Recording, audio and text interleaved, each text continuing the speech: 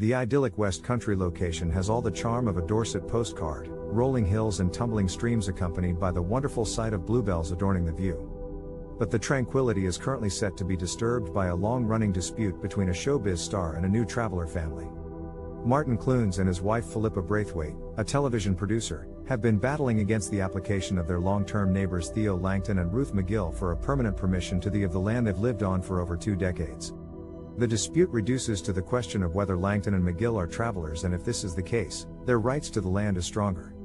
Due to a series of decisions and rulings, Langton and McGill consider themselves to be new travelers, a culture that grew from the hippie and free festival movements of the 1960s and 70s.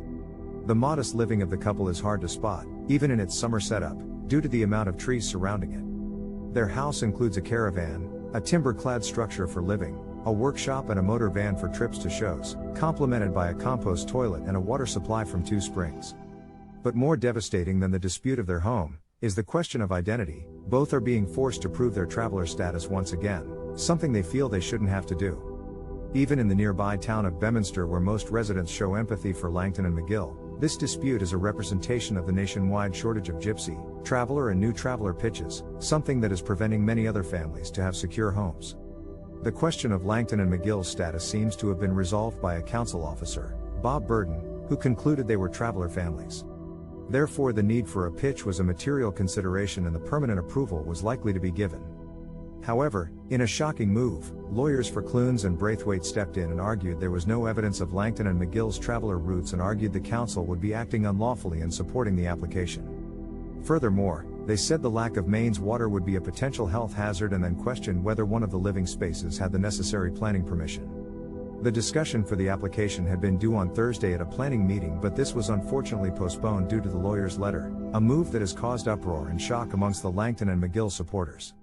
The post on the local community's Facebook page, Beaminster Banter and Ranter, proved extremely popular, with many of the town's residents hoping things will turn out in favor of Langton and McGill, something that is made even harder due to the wider implications of the travelers' shortage of pitches.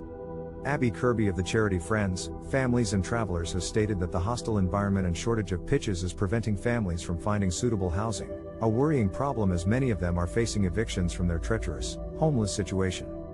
The dispute here certainly has shaken up the local community, especially with the character references of Langton and McGill from the locals, who vouch that they are lovely people and assets to the town. All eyes will be on the planning meeting in the future, but for now, it remains to be seen what will happen with this unique situation.